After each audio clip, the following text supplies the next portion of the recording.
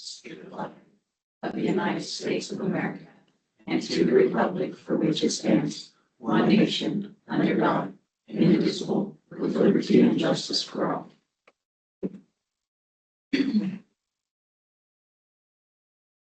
Okay, first off, we consider the approval of the agenda. Mr. Chair, I move that we amend the agenda to add item E to lift the temporary burn ban. Okay, I would like to get a second on that. I'll second that. Yeah, the first and second. And so all in favor? Okay, motion carried. Consider the minutes of April 21st, 2026 regular meeting. If I can get a motion? So moved. Second. Okay, we got a first and second, all in favor? Aye. Okay, motion carried. Any citizen wishing to make a statement during the discussion of any item must first be recognized by the commission chair. After being recognized, that person should state their name and the name of any organization represented. Statements should be limited to 5 minutes. Please silence all phone and electronic devices. Recording the meeting is allowed, and the commission requests that anyone using special recording equipment be seated in the back row to avoid creating a distraction during the meeting. We'll move on to old business. And there is no old business at this time, so moving on to new business. Item A is juvenile services, and we have Marissa Woodmansee, juvenile director, will provide details. Good morning, commissioners. Actually, I'll go ahead and turn it over to Tyler. He's the one that gets to go, but he did help put the plan together. And so we've worked really hard to select the candidates this year, and I'll let him explain the rest.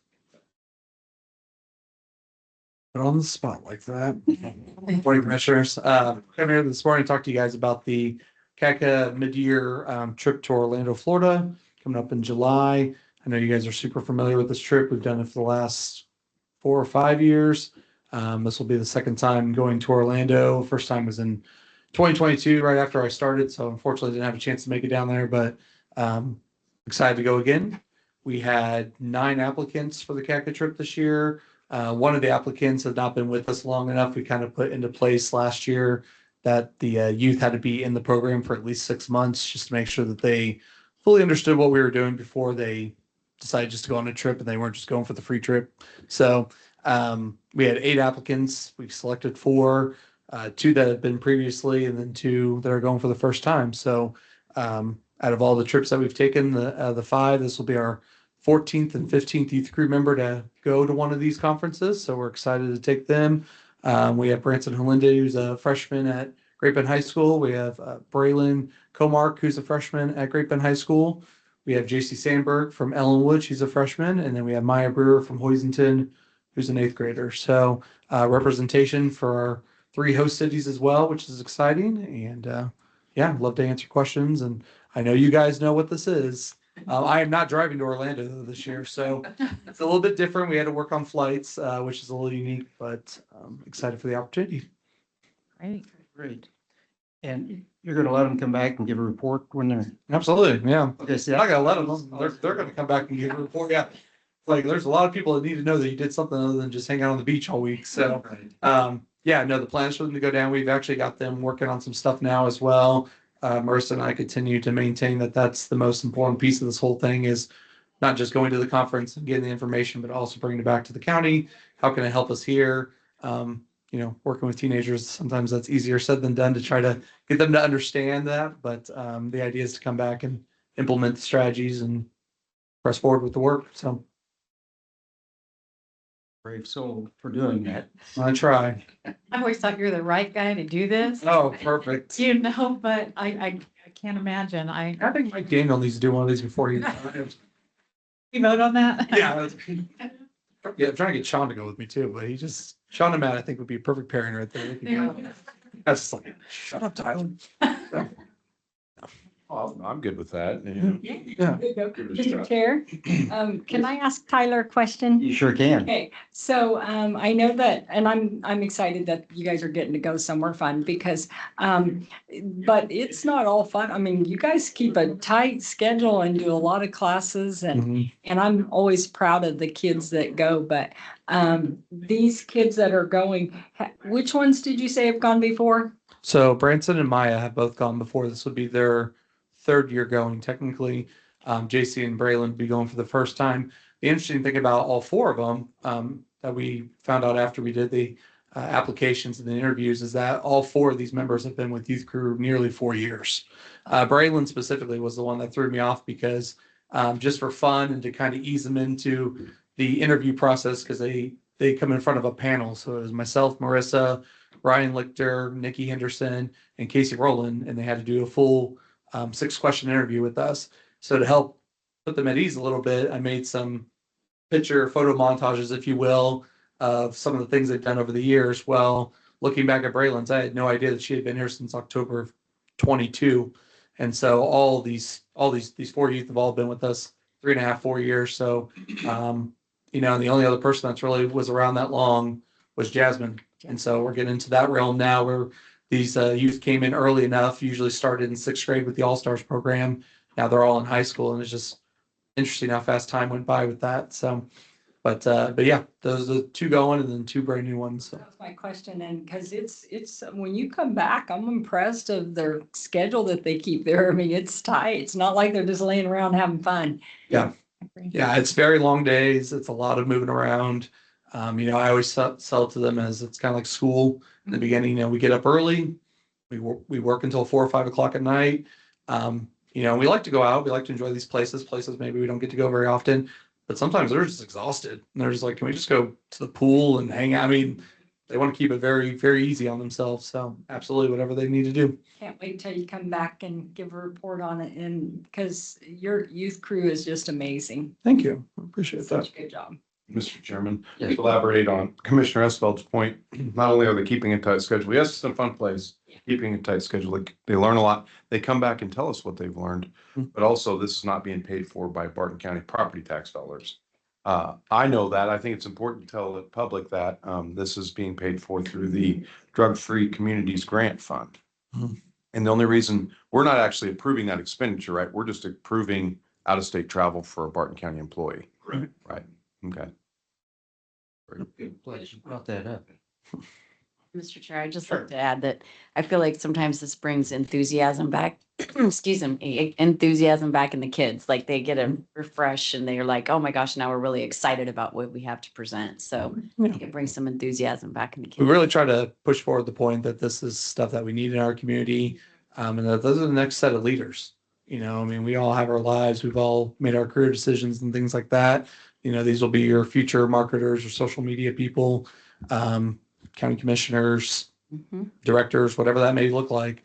I know that wave that came before them, including Jasmine and those guys, have already started out in their career paths, and a lot of what they did with this stuff is playing into that now. And so while these guys are still only 8th graders and freshmen and they have a little bit of time to go, it gives them some ideas on what they may want to do with the future. That's what we're hoping for. So. Very important work. Okay, unless you have any more discussion, buddy? If not, I'm ready for a motion. Mr. Chair, Sure. I move to approve out-of-state travel for Mr. Morton to attend the mid-year forum in Orlando, Florida on July 12th through July 16, 2026. Associated costs to be paid through the Drug-Free Communities Grant Fund, travel line 90A725490. Direct the commission chair to sign said travel request. Okay, we had a first. Can I get a second? I'll second that. Okay, a first and second, all in favor? Aye. Okay, motion carried. Thank you. Thank you. Thank you, guys. Be safe out there. Try. Okay, next, item B, Commissioner Esfelt will give us an update on some of the things that she's done this last couple days. Well, since you guys couldn't go with me, I tried to bring a small piece of it back with Diana's help. Matt's got a little bitty slideshow for you here. It's the 50th year. Yeah, so this is a pretty important year because we're celebrating 50 years as association, Kansas County, or Commissioner Association.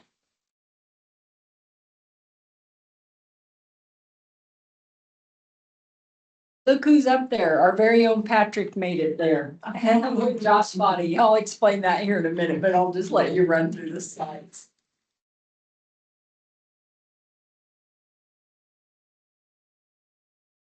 Try to get some funny pictures of him.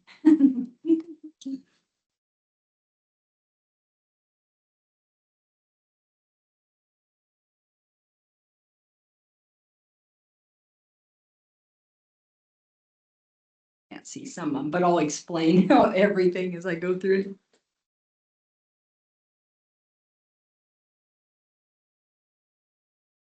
Yeah, I don't, those are really blurry. Sorry, guys, but I'll explain in my little narrative when I kind of put it in order of everything that we did.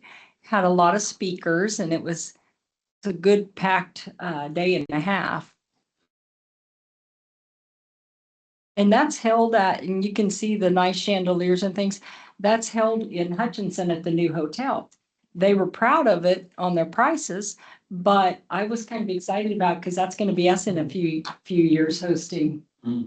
That's the plan. Yeah, you can see all the balloons up there and things like that because it was the 50th annual conference. That's all we got. That's all? Oh, okay. So it changed a little bit, some of them that we had in there, but that's okay. Because Trooper Ben's not in there, but I'll explain some of what we did. Okay, so one of the first big things, of course, was we spent a lot of time on legislation this year. And they even had some videos of the final hours. I mean, we were told that there were temper tantrums like little kids. Well, Mike Taylor, he brought it back to us. And so we got to see some of those tempers and how things went in those 1 o'clock in the morning hours when they were trying to work things out. So what I can tell you, and I'm not going to go over all the bills, we went over all of them in depth. There were 68 bills this year and they were pushed through because they wanted to get on the campaign trail, which honestly don't think that they waited to even until they got out, they got a quick start. And so I'll just hit on some of them that failed. That was a good thing. That sounds kind of crazy because we wanted property tax relief, but House Bill 2712 would have allowed counties more leverage of putting things on the sales tax on the ballot. That bill would have been really important to us because we would have had more leverage like cities do. And fund things. And that's, that's how we want to fund things, by sales tax instead of property tax. And that bill started out wonderful, but some personalities got involved. And believe it or not, in the final hours, they actually kept adjusting the bill, go back and forth between the Senate and the House.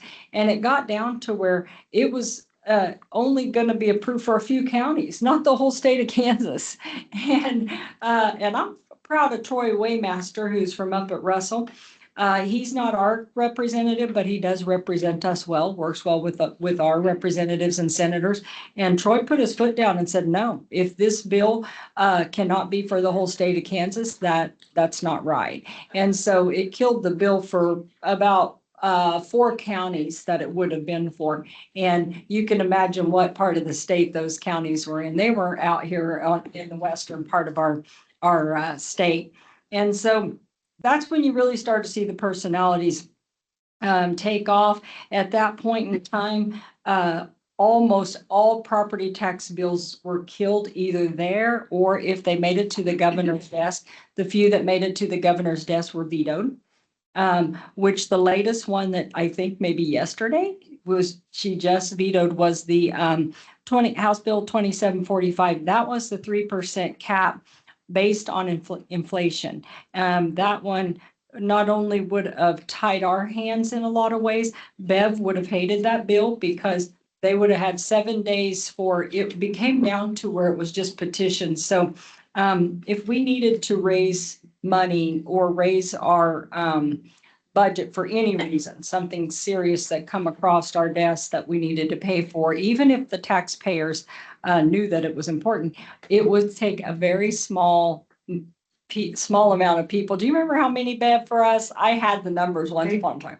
I've seen Couple different hundred? numbers, so now I'm not sure. Yeah, I know. It was a very small They kept- percentage, it seemed. Kept changing it. It was around Yeah. 200 people is the final numbers, I think. But Bev would have had 7 days to verify those signatures. Now, where they would come from is the R&R statement. Instead of going around and getting a petition, it would have been, you'd got your R&R statement at home. You could have copied it, had all your family members that were registered voters sign it, send it in, and we wouldn't have been able to raise the money for whatever. So, but the governor did veto that, I believe, yesterday. So Sean, Commissioner Hutchinson sent me that. Was it yesterday that just happened? Yesterday afternoon, I think she Afternoon? vetoed 5 bills yesterday afternoon. That was one of them. One of them. Okay, yeah. So, What I thought was interesting though is that she turned around and said that the state needs to start working with city and county officials to come up with a plan to balance the three-legged stool: property tax, sales tax, and income tax. yes, that was very important that, and so, one of the takeaways this year was, and we just got to speak with and got to meet the, House, the Speaker of the House. Well, the, President of the Senate, Ty Masterson, and then the Speaker of the House, those two, and there was some videos of that, those two, where Mr. Taylor writes about temper tantrums. I mean, I'm just going to be honest. I know we're in an open meeting, but anybody can go back and watch that. They had personality conflicts and it wasn't good. And so the governor, although the governor urged throughout the year for different things to happen with people running for governor, it didn't matter what she said or did. I mean, and I'm not saying whether you're a fan of hers or not, it doesn't really matter. They stopped everything from happening. And so then you saw that those personality conflicts in her final hours, I think, of vetoing things too. So I think she got down to, well, these things have been worked on and worked on and worked on, and it didn't make the bills better. And so she just didn't pass them, which in that case was probably, well, for us, not probably, was a very good thing. For anybody that followed those bills and saw how they rolled out, they wouldn't have been good for anybody. They were very inconsistent. They weren't fair. There was no consistency in how, or fairness amongst taxpayers and things like that. So at least that happened. The one bill that did pass, a couple of them passed, but one of them that I don't know whether this is good or bad for us here. It's not going to affect us as much as it would in Sedgwick and cost as much money. But we were there and we watched it pass on the floor. And that was, if you appeal your property tax on a local level, which here would be to our appraiser, Wendy, and if she no changed you or ruled in a way that you didn't like, and you took that on to small claims at Board of Tax Appeals, and you didn't like that decision, so you wanted to go on to the regular board. Well, the county, if it's a residential property, the county will have to pay for a fee appraisal to be done. And so, and Tricia sitting next to me knows, because her daughter is a fee appraiser, there's not very many of those around. So it will slow the system down. It's going to cost the county. And with it being a residential, say it was my home, it's pretty cut and dry. The county's values are pretty good. And so I don't know that it's that important to have a fee appraisal done on it. But it was already that way on commercial property, which is more difficult. That makes a little more sense. The counties that this is really going to hurt is the bigger counties, because they have more hearings that do go on. We don't. Wendy could tell us, but I don't even know the last time we had a residential go to the regular board. Usually those are settled either locally or on a small claims. So again, it won't affect us that much, but it'll bog the system down for your bigger counties. But that was signed by the governor. And then Senate Bill 488, which would eliminate property tax. Although the numbers didn't work on that bill, everybody loved the idea. So we expect to see some more work, whether it's done by us on that particular bill. I think that can be expanded on. It didn't have to be an all or nothing. Is that Adam Smith on that one? No, that is, can't remember that gentleman's name. Adam liked it, but he knew that the numbers wouldn't work. And so he was trying to kind of work some of that in. And I suspect that we'll see that coming up. And I think that we will most definitely will, because we'll work with that as well. And then Senate Bill 489 was a very good bill. This was a hybrid of Adam Smith's bill and Karen Tyson's bill. And it would have provided real property tax relief, because on your house right now, on your residential, and I get my numbers all confused. I think it's 120,000, the first 120,000.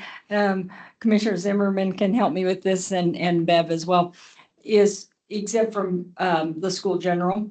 And so that provides you, and a lot of people don't realize it, but it gives you about $96 off of your property taxes. So if you'll go back and look at your residential, you're going to see school general exemption minus, and that number's climbed from $46. Well, and it's actually based to a value, and it's climbed on up. Well, that property that would have went to 150,000, which would have been $150 off on your property tax, but it would have been direct relief to provide for residential. There were a lot of bills to help senior citizens, but that one would have given some direct relief, and it wouldn't have cost us, because that would have come out of some of the extra funds that are there that were taken away from counties many years ago. And Bev knows the election bill failed, of course. And then some of the successes, though, the cell phones in schools. I didn't even know that you could take them. I guess I was.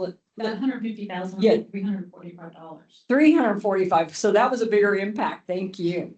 Yeah, thank you, Commissioner Zimmerman, for looking that up. So that was a good bill, and it was plain and simple. I see no reason why that one failed, but it got down to those hours where there were personality conflicts and things like that.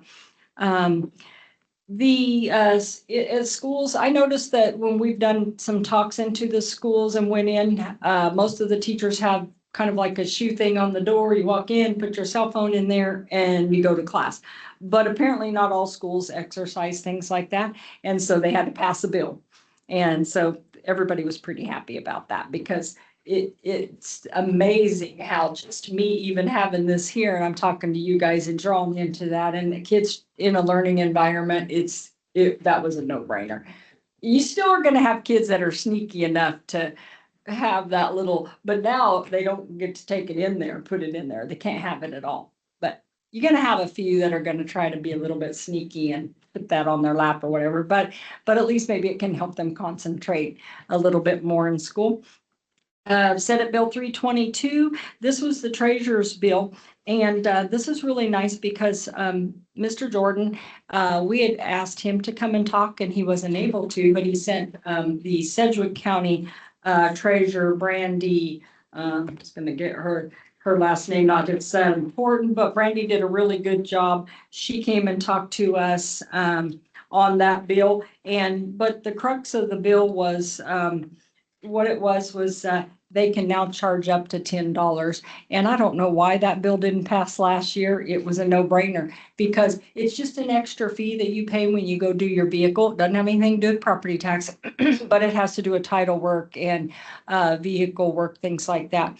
And I think it's going to be $5, because they were already, Brandy did a real good job explaining it, but they'll be able to charge another $5 if the county chooses to.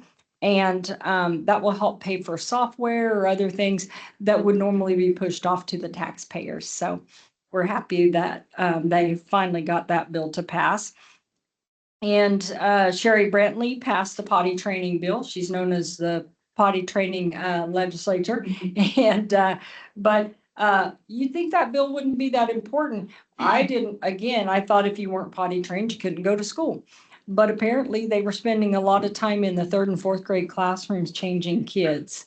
And that wasn't fair to teachers. It would put them in a very awkward position. Wasn't fair to the other kids in the classroom. So now if your child's not potty trained, they definitely cannot go to school. They have to work out other things.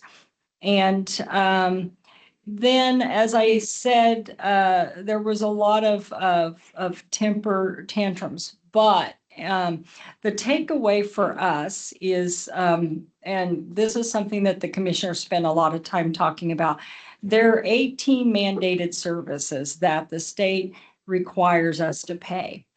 And if we can't get them to get help, then we've all discussed, as we have here in Barton County, that it's up to us to come up with something, because if they're going to have personalities, there's Mr. Jordan, he can help me out and give me a little more on that bill that that passed. What has happened over and it's become very clear that the state of Kansas, it's the erosion of local control. They're doing everything they can to take away local control. And for instance, with Mr. Jordan standing there, they want to privatize some of the treasurer's office and make that a private business. Well, and they'd like to, they even have had talks of even though they're elected, I don't know how they could get this done, but they'd like to make the appraisers and the treasurers state employees. Well, I caution, there are a lot of legislators there are a lot of commissioners that thought that was a good idea, thought that would save them money. Be careful what you ask for, I told them, because how would we like to have an appraiser that showed up once in a while from Topeka, knew nothing about our market, setting values? These guys were complaining because they thought appraisers made too much money. And some of them were sharing counties, and first of all, go work with them for a while and see if you want to follow them around, do that job for that amount of money. Not many people do.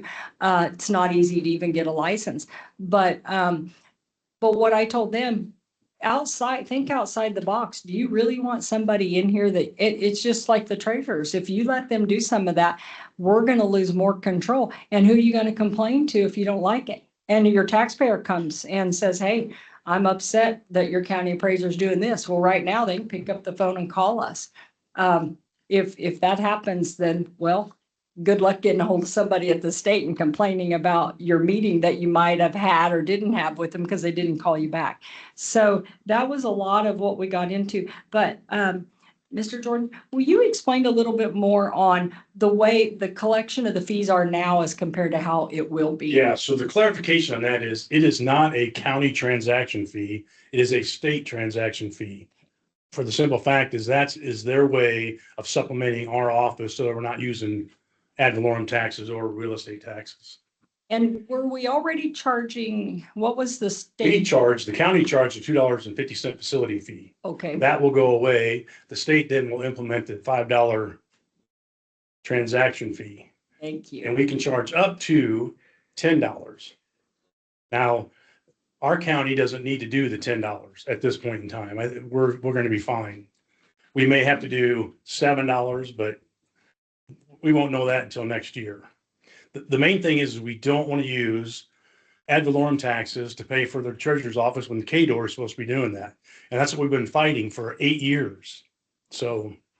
And Brandy, tell me her last name. Bailey.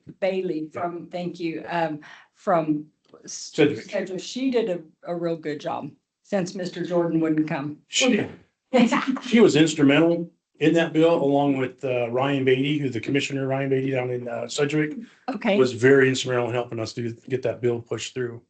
and there was no reason that bill shouldn't have passed before. That was just one of those things that just did not make a whole lot of sense to And me. you all know I'm opinionated, but I'm going to say my opinion on the senators that. Were most commissioners aware of the bill, and did you get any feedback on how they felt about it? I mean, are they Yeah, gonna? they were all for it, and they couldn't believe in, again, they were disappointed with the potential loss of local control of what Topeka wants to do with our treasurer's offices. And we're really seeing that now. They're starting to take, like with the banks send us the lien releases, they're now sending them to KDOR, and KDOR is sending them out through the pay it system, how you do it online. That and titles. So there's a lot of things that they're kind of slipping in there that are Slowly eroding. Yeah. The problem is, if they do that, our taxpayers are going to pay more for that.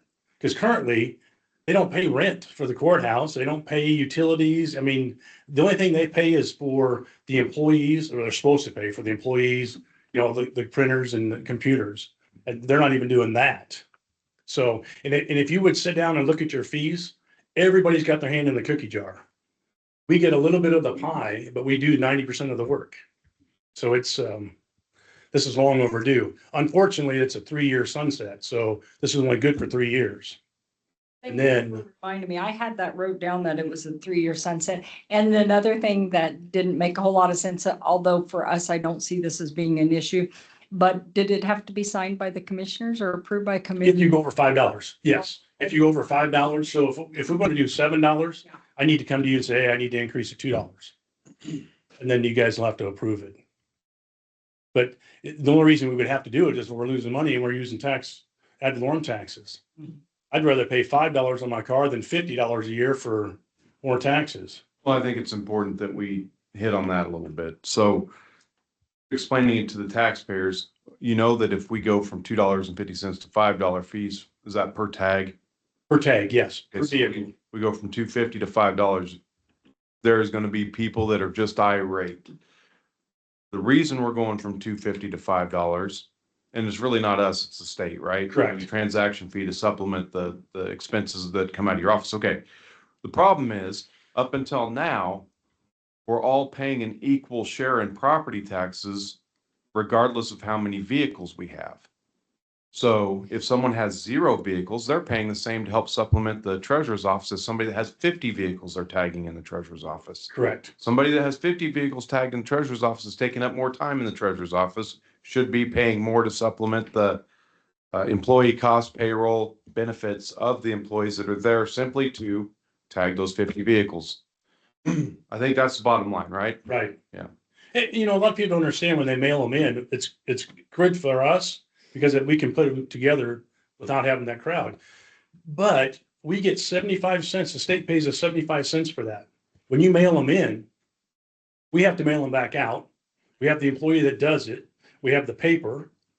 So we get 75 cents, postage is 73 cents. Well, now we got to put an envelope in. We got the employee's time. We're losing money on that deal.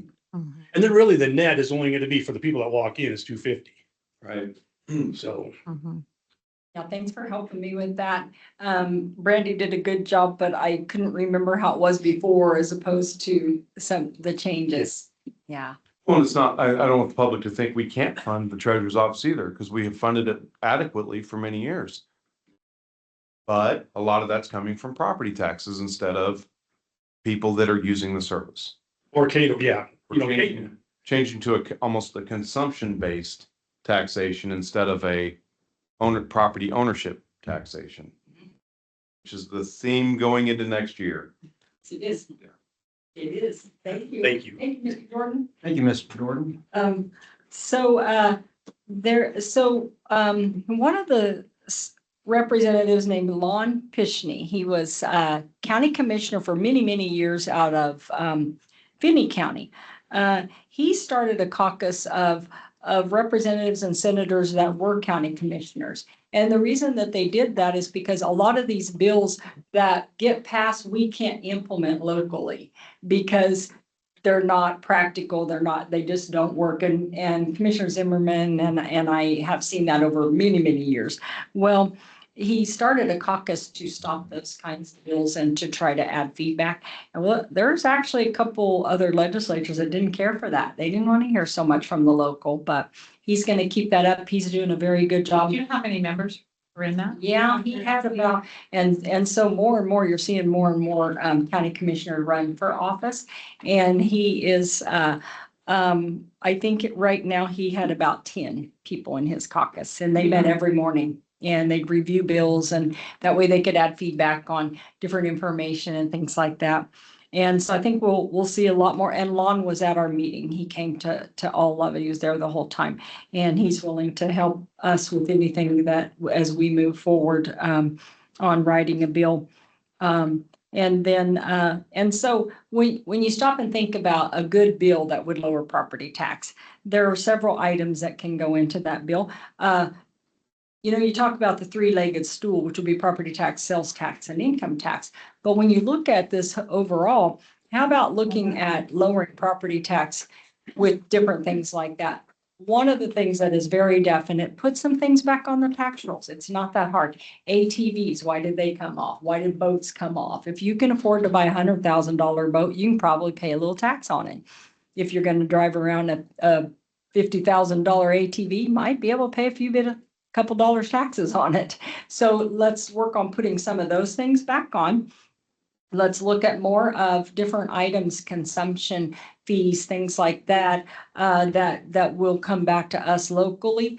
You know, there's some talk about, and this will be a few years down the line, but once the stadium is built and they're using that as for different events, well, look at a surcharge of some amount on a ticket. When someone's buying a ticket to go to a concert or a ball game, they're not thinking about, going and paying that extra. They don't care. Oh, there's an extra $2 on my little ticket here. I don't care. I want to go to this event. I'm going to pay it. And so you'll see that too with hotels, things like that. The hotel fees, if you go somewhere, go to Topeka, Kansas City, look on your bill. You're going to see all kinds of different fees on there that are going to their downtown or they're going wherever. Those are things that we're going to see more and more.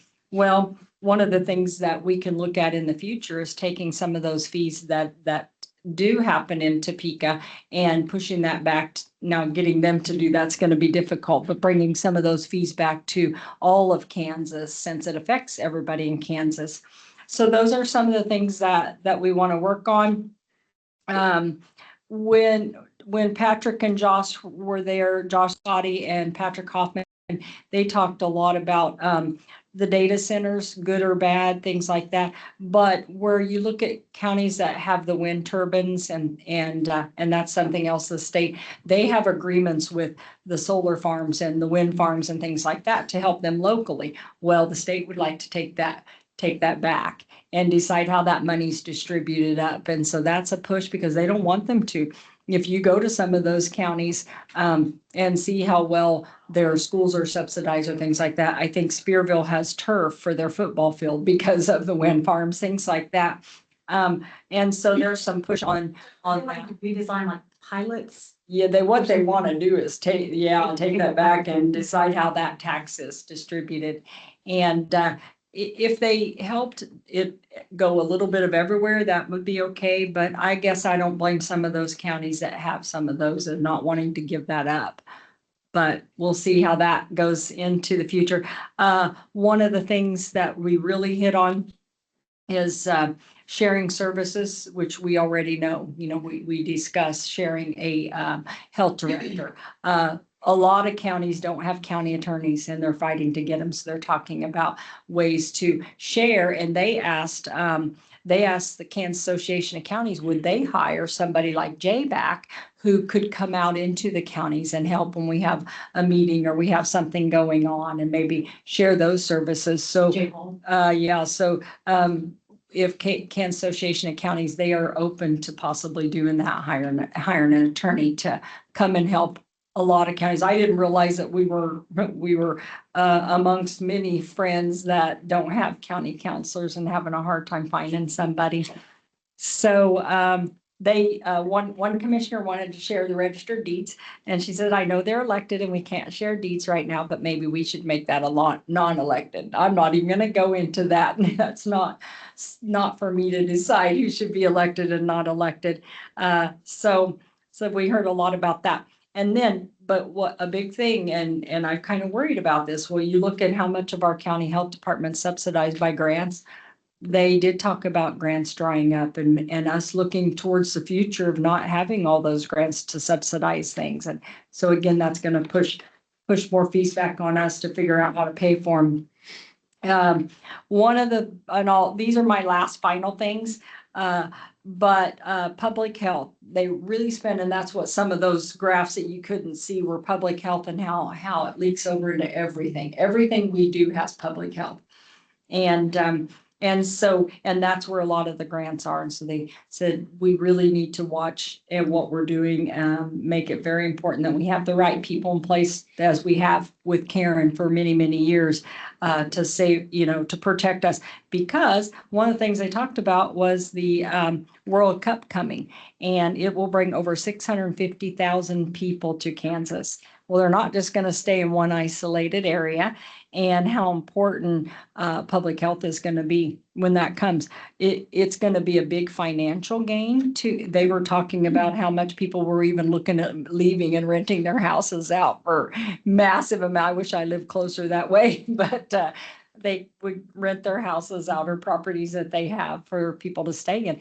But, and we want them to go spend dollars throughout Kansas, but they're going to go to Kansas lakes and things like that. And so it can be a financial gain, but it also is going to be a health risk that we need to pay attention to. The last thing that I want to mention to you guys is we had his name was Trooper Ben, and he was a trooper from here. Have you gotten to see Trooper Ben? He was on Sanborn. He was good, isn't he? And he was a good speaker, and a good speaker to wrap things up with, because what Trooper Ben was showing is how tunnel vision. How many times do you drive somewhere and you get there and you go in, you're like, you don't even remember driving there because our minds are here and here. He's like, I don't even remember. I couldn't tell you what I saw on my drive here. I don't know. I mean, you just get that focused. And he even showed a little video of a newscaster guy was interviewing. It was in Wichita, and he was interviewing on this. Yeah, this is a busy intersection, and he's not even paying attention to everything around him. And an accident happens, right? A bad accident, right? And he's like, what the heck? He's just trying to keep doing his interview. So what the big takeaway with Trooper Ben is that is, as good public servants, we can't be good public service unless we look outside of this little box, which I think we've done very well.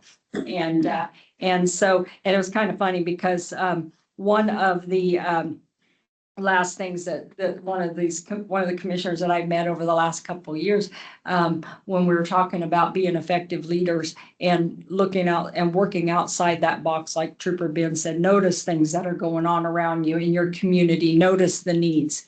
And it was funny because this one younger guy looked over at me and he said, like Barton County, she's from the best county in the state of Kansas. I'm like, got that right. Wow. And just because take notice of all of the stuff that's going on around us, which we will continue to do. Next year's conference, they showed a little video on it. It's in Atchison, and the ladies from Atchison came and gave a little presentation from their chamber and showing all the fun things to do there. And so that's where we're going next year. But I would sure like to see it here as soon as possible. I want to be on their list to get them to come out here. Yeah, find out the timeline that they go out looking for cities. Is that 2 years out, 5 years I out? think it's 2 years. So we need to get our name in the hat when we know when this is going to finish up, because, Hutchinson was a nice place to have it. I felt like the conference, the hotel was a little bit pricey, but hey, at least we didn't have to travel. It was centrally located, but we're even more centrally located. So That would be better. is better. Absolutely. And so that's what we'll push. And it was a good conference. Overall, we learned a lot. I think we all know that we have some real tough years ahead of us in Topeka. So if any of you guys want to run for representative or senator, we need some good people there. And Jim's smiling, but it'd be a tough I job. nominate Jim Jordan. I think that would be great. He'd do a Yes, good that's job. second. Too opinionated. They wouldn't like that, would they? Well, No, they don't. I've already done that, been there. they don't seem to appreciate it. And I really feel like as this Lon Pishney and more people from here, we've got to get as many people there as possible, because if they can take over and take all local control, that'd be fine. If the 5 of us didn't sit here and they took it all over, but how good is that for your community? Would it save $1? maybe, I don't know. In the long run, probably not. And then you'd have nobody looking out for you. And so I really think that it's important to have good representation there. I couldn't do it. I don't know how they do it. There's so many people, and it's so hard when there's a good bill to get it passed, because you may think it's a good bill and then somebody else tears it apart. But for those of you that don't know, we are going to write our own bill. And that went over very good when we discussed that, because they really do think that that would help take the personalities out. If it's wrote locally, whether if it's us or individuals around the state, that's going to take the personalities out of it from the Senate and the House, or Republican and Democrat. We're looking out for the people's best interest. We bring this bill and have legislature help us, then we might have a lot better chance of something good getting passed. Well, and you know what? If we don't try, we won't know. So we just have to do it, work on it. So we got the summer to get it done, and the revisor's office will get it, and then it'll be ready for Sherry Brentley or Tory Blue or Lon Pishney, or all of them, to push through. They all have had interest in doing that for us. So we'll be looking for letters of support when that happens. I think so. We'll see how that will go. We'll get things started right away. Right. Because we all know how fast the summer goes. Did anybody have any questions? It was a busy day and a half. Thank you for representing us and attending. Yeah. Yeah. A lot of information. Thank you, Commissioner Asfeld. Okay, this was just for information only, so there's no action necessary on this. And we're going to move on to item C. And Mr. Potsner will give us details.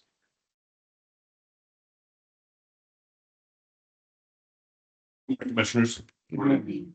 One of the outcomes of the April 15th, 2026 meeting between the commission and the Great Bend City Council was the creation of a committee designed to discuss shared solutions to governmental challenges.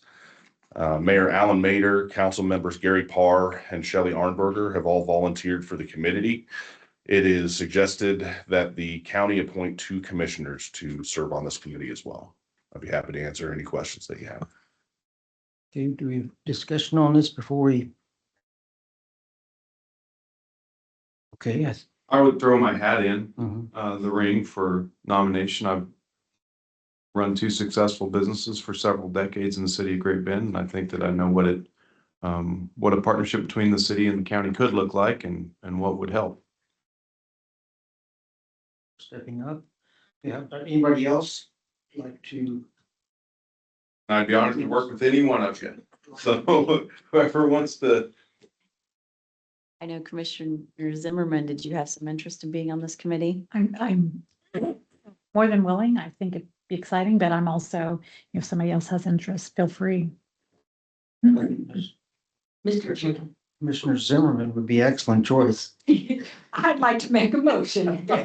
I'd like to move to appoint Commissioner Hutchinson and Commissioner Zimmerman to the joint committee. I'll second that. Okay, we had a first and second, all in favor? Aye. Okay, motion carried. Thank you. Thank you for doing this. I think it's going to help out immensely. Commissioner Asphalt, I think that's the only time I've ever seen you not step up and throw your hat in. So you go, well done. Remember, you can always say no. I feel like you guys do a wonderful job, seriously. We got this. Yes, I'm excited. I'm really excited to. I think Commissioner Esfeld is very involved in lots of things. Yeah. So I think she'll play this full, so. It may not have come out the way I meant it, but meant as a compliment. I don't know, Mr. Jordan, do you think that was a slam? I've taken that as an insult. You do have a lot on your plate. Okay, we're going to move on, and we do have another item, item D. And Mr. Postner will present details. Yeah, so on March 31st, Mr. Chairman. Yeah. Item D is executive session. I don't think we have any reason for executive session. No. Or I'm sorry, we just need to move it to, I guess, Move on to item E. item E, yes. Thank you. So on March 31st, due to dry weather conditions, the local fire chief asked that the commission put in a countywide burn ban. At this time, after receiving moisture throughout Barton County over the weekend, and local fire chiefs have asked that the commission lift the current burn ban. I'd be happy to answer any questions that you have. Okay, I don't think all the areas in Barton County had received very much moisture, but I think the majority of it did. I think around northwest part of Barton County had over an inch of rain. But then you move on down to Ellenwood, it's a little bit less, but there's a lot of people anxious to get to burn some things. And, if this passes, I think we still need to extreme caution needs to be part of it. So, if all the fire chiefs are in favor of it, I think there's really no reason why we shouldn't do this. So any discussion on this? The fire chiefs are in favor of this. Yes. Yeah. Mhm. Mr. Chairman, I think you're exactly right. I mean, I think that as a Board of County Commissioners, we should follow the direction of our experts and the fire chiefs and every time. I agree. I couldn't agree more. But the one thing that I've asked them repeatedly is to get to us right away if the ban can be lifted. Mhm. And I think that's what they've done here. In fact, we had to add this item to our agenda because it was so fast. So less than a month, what a crucial month. Correct. Yeah, and I think we're looking at some more moisture the next couple days. So I would be in favor of this, to lifting it.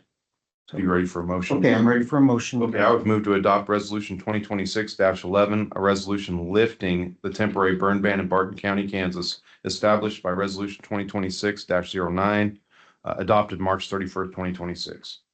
Okay, and a second? I'll second that motion. Okay, first and second, all in favor? Aye. Okay, motion carried. Thank you. Thank you, Matt. Okay, and there was no need for an executive session, so we are going to, just a second here. Move on to ending business announcements. Following the close of the agenda meeting, the commission will consider the authorization of personnel changes for classified positions, sign any documentations approved during the agenda meeting, or sign any other documentation required for regular county business. Similar action may take place throughout the day. For appointments, although subject to change, the following appointments have been scheduled at 9:45 or following the close of the agenda meeting, planning session with the media consultant, 10 o'clock, regular business discussion, Matt Posner, County Administrator, 10:15, program update, Josh Beckman, County Engineer, Kirkman and Mike, 10:30, program update, Chris Schartz, County Works Director, 11 o'clock, commission will continue business discussion, and then at noon, public health recognition meeting with Barton County Health Department Advisory Committee at the Health Department at 1300 Kansas, Great Bend, Kansas. And 1:30, the commission will continue business discussion at the courthouse. Okay, the county edition, KVGB AM Thursdays at 11:05 a.m. Members of the Health Department are scheduled for April the 30th, 2026. Other business discussion items, and this is mainly for the commissioners. Or do we have any discussion? Anybody? Mr. Chair? Sure. I'd just like to invite everyone to the St. John CDC. We're having an open house on Thursday at 5:30. This is to open up the 2 new preschool rooms we have. This project has been almost 5 years in the making. So from the time of we applied for tax credits and grants to selling tax credits to finally completing construction. So we're hopeful that we get approved by the fire marshal this week and the kids will be able to move maybe next week. So this is a pretty big event for Ellenwood. Sorry. This is the only daycare we have in Ellenwood. So it's a pretty nice facility and these are going to be great new rooms for our kiddos. So we're very excited. So if everybody wants to attend, 5:30. Congratulations, Commissioner Slazy. I know you've been working on that for a very long time. For a long time. And a lot of people have, yeah. There's been a lot of people and but it's a great project. The rooms are very nice. So I'm super excited to see them finally be opened. So, Yeah, and I think you've been in with this on day one. yeah, So, and a lot of hours. a lot of hours. So this Yes. is- So, This is really good for Ellen. yeah, very excited. There's the new rooms are more spacious. above and beyond the standard minimum requirements for space for kids. So it's definitely more spacious, more space for the kids to interact, and it's just going to be great learning spaces for our kids. So. Good. Well done. Okay, item B is citizens or organizations may present requests or proposals for initial consideration at this time. Anybody? Speaking. Do I see one? Okay. Could you state your name and, Yes, Dave Olson with Midwest Energy. okay, Hayes. So, good morning. I thought I would come, and if it's okay, and approach. I've got some maps to pass out along with business cards. sure. Do I need to continue speaking into that? No. So the reason I'm here today is Midwest Energy had received a grant for some gas reconstruction.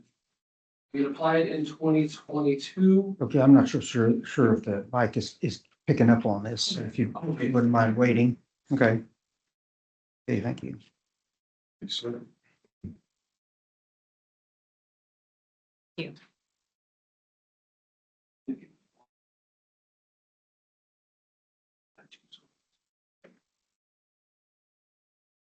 So again, Dane Olson, Gas Systems Planning and Operations Manager with Midwest Energy.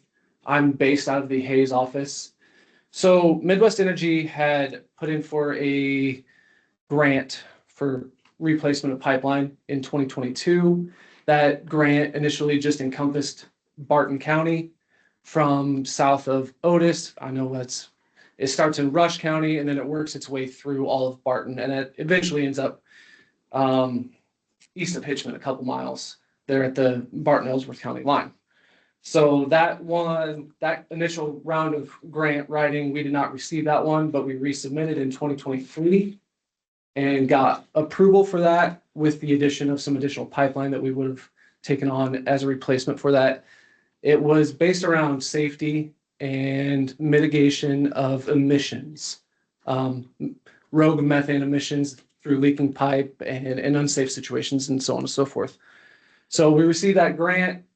We finally got approval in early 2024 after the whole grant approval process. We've sat working through the environmental reviews.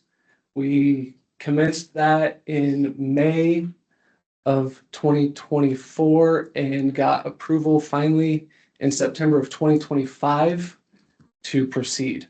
So at that point, we were stuck waiting before we could order any pipe because we couldn't do anything with procurement or anything else until that environmental, they had approved the extent of that program. So fast forward, here we are. We've procured all of our pipe, all of our materials. We've procured our contractor, and I'm here to meet with you guys just to let you know that there will be some progress on this grant beginning as early as next week. Our contractor is actually Etherly Constructors, out of Garden City. So we had two bids. Both of them were relatively local.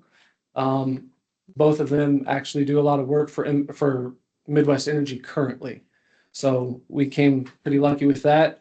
The maps that I've got in front of you, I grabbed them quickly off of our GIS this morning just to give you a little rough layout.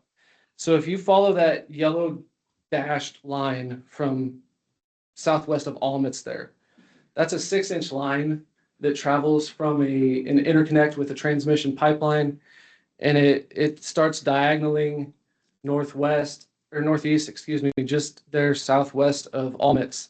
And it actually runs north of Hoisington, crosses over Highway 281, and then runs a couple miles north again, and then it travels all the way out to the Barton-Ellsworth County line.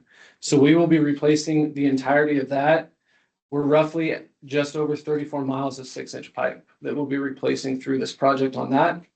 And then in addition to that, we also have, it's going to be close to 11 miles worth of 2-inch line that we'll be replacing as well.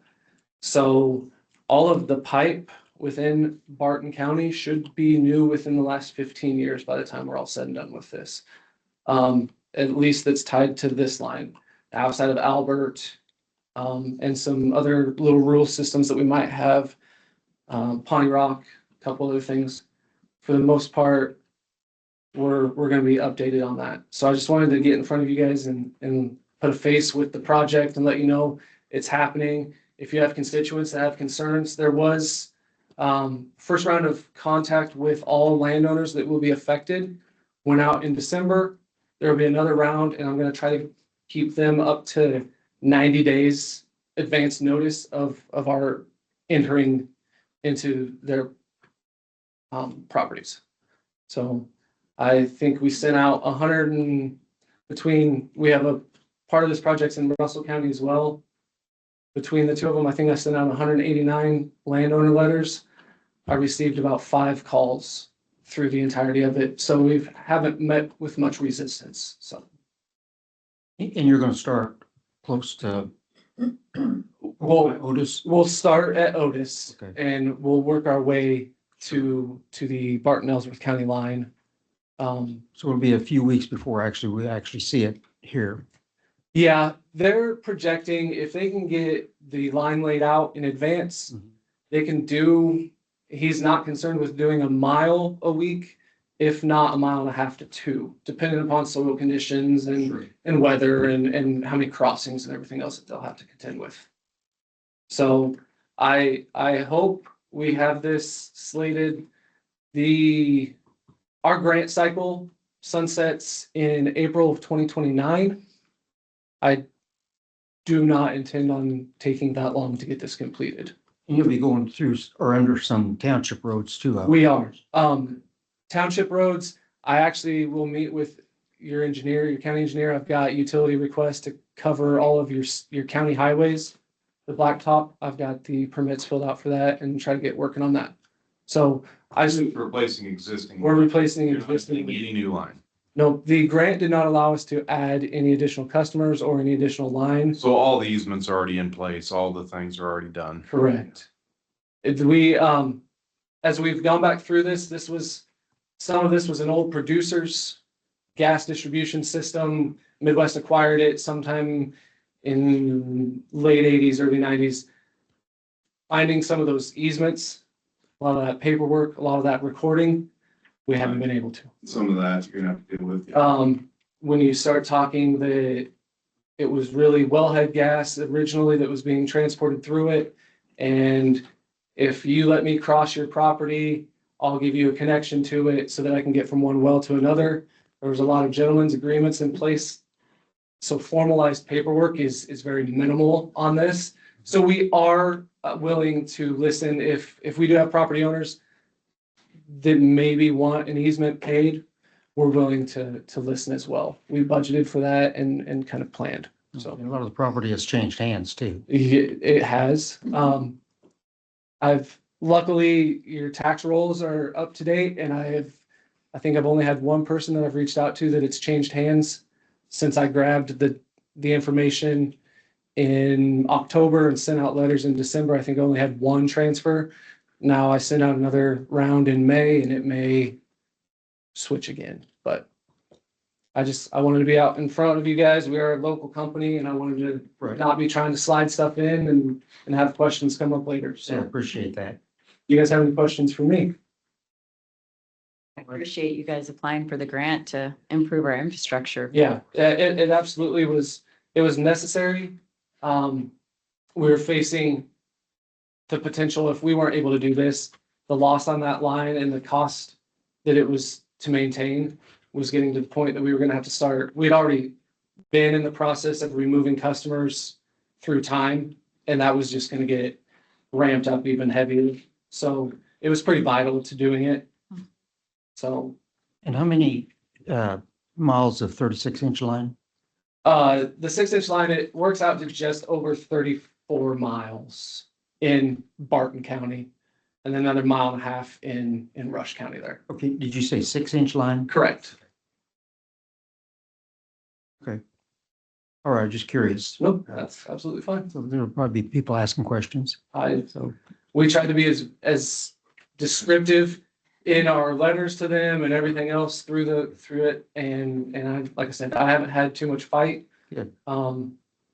Finding those out of staters that only own property and it's dealt with through a management firm or whatever it might be.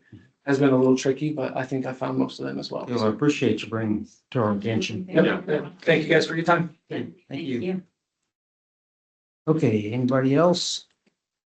I see none. Okay, we'll move on. Oh. Okay, the commissioners are available to the public on Tuesdays during regular business hours. One or more commissioners may be present in the commission chambers conducting county business throughout the day on Tuesdays. The commissioners may individually schedule personal appointments related to the county business at their discretion. The next regular meeting will be at 9 a.m. Tuesday, May the 5th, 2026. And with that said, we're ready through 1/3 of 2026, or almost. So how fast time flies. So just something to think about. Okay, with that said, I'm ready for a motion to adjourn. So move. Second. First and second, all in favor? Aye. Meeting adjourned. Susan, I turned that ring for you in case you wanted to picture of that.